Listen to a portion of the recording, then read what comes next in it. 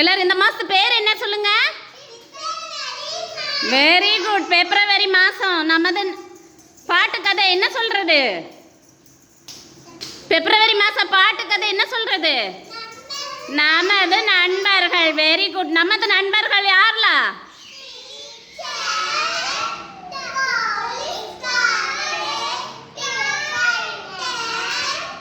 Doctor, தபால்காரர், Taylor, விவசாயிங்க. Very good, super. ஒரு பாட்டு பாடலாமா? பாடலாமா? ஓகே, பாடலாம். டீச்சர் வந்தாங்க.